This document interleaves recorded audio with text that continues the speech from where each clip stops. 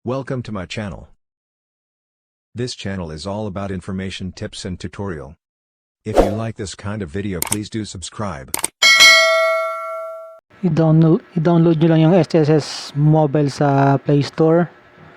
Tapos yan, lagay nyo lang dito yung user ID nyo. Tapos forgot password. Click nyo yung forgot password.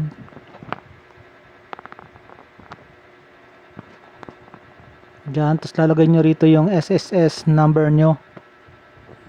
Pagkatapos, click nyo yung submit.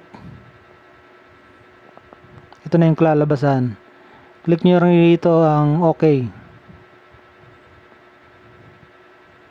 Tapos click nyo ang click here to reset your password. Yan, isa-send sa email nyo yan.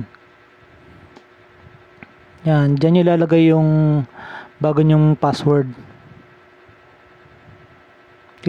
Tapos click nyo lang submit.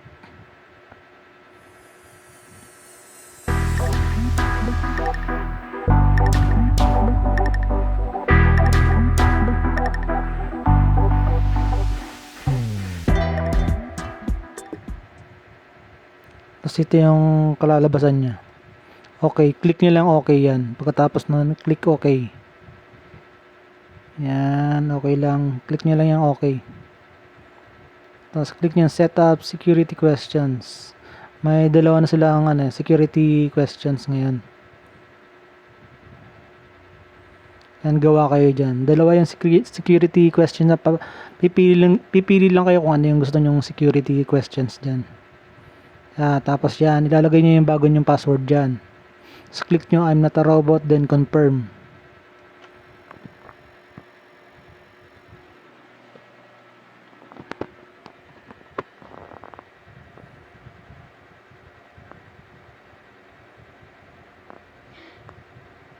Yan, confirm nyo.